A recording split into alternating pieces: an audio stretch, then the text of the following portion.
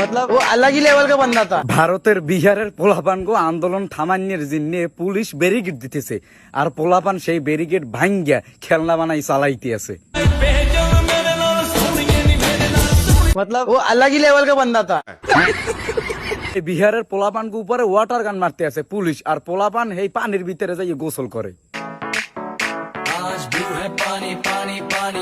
Depression. আবার পুলিশে যাই জিজ্ঞাসা টিয়ার গ্যাস নেই হ্যাঁ কে ভাই? ऐसा टीयर गैस की व्यवस्था नहीं है।